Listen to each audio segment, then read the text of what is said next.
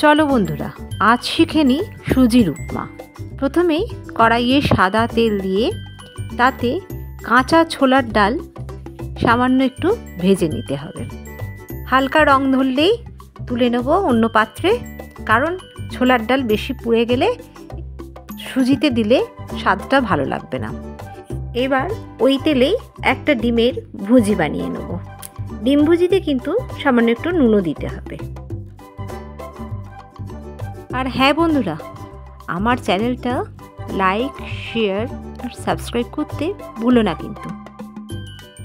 আর যে উপকরণগুলো লাগবে সেগুলো তোমাদের একবার দেখিয়ে নিই ঝটপট করে।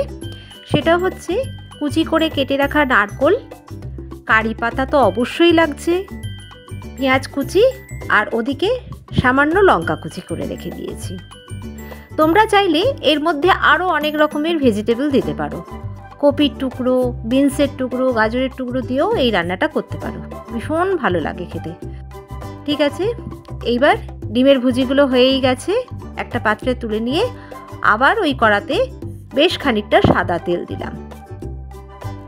তেল গরম হয়ে গেলে তার মধ্যে একদম ছোট ছোট করে কেটে রাখা আলুর টুকরো দিয়ে দেবো। আলুটা বেশ খানিকক্ষণ ভেজে নেব।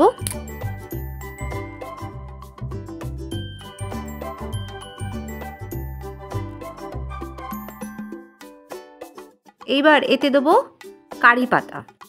কারি পাতাটা থেকে একটু সুন্দর গন্ধ বেরোলেই তার মধ্যে দেবো কাঁচা লঙ্কা কুচি। আমি এখানে কিন্তু লাল কাঁচা লঙ্কা নিয়েছি। এরপর এতে দেবো নারকোল কুচি, তারপরে পেঁয়াজ কুচি।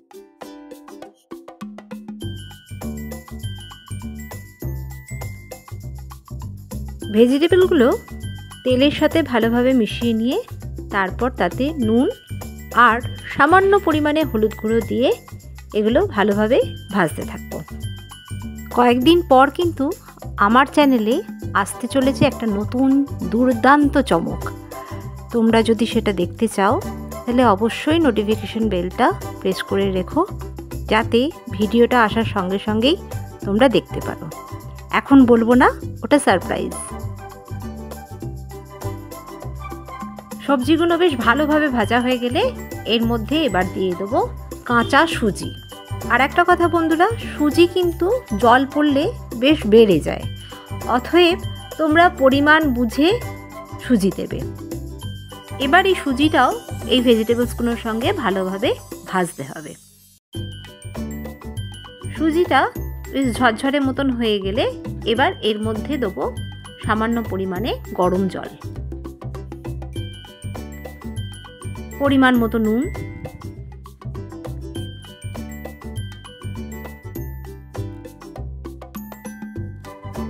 আর টেস্টের ব্যালেন্সের জন্য সামান্য একটুখানি চিনি দেবো।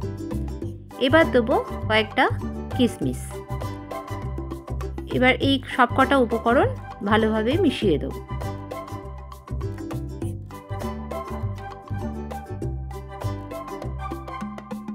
জলটা যখন প্রায় শুকিয়ে আসবে তখন ভেজে রাখা ছোলার ডালটা দিয়ে দেবো। ছোলার ডালটা মিশিয়ে নেবো ভালোভাবে। একদম জলটা শুকিয়ে যাবে, সুজিটা একদম কড়া থেকে ছেড়ে উঠে আসবে, তখন সুজিটা নামিয়ে নেবো একটি পাত্রে। তারপর ওপর থেকে ডিমের ভুজিটা ছড়িয়ে দেবো। এছাড়াও এর সাথে তোমরা কিশমিশ, কাজু বাদাম দিয়েও সাজিয়ে দিতে পারো। খেতে সত্যিই খুব ভালো হয়।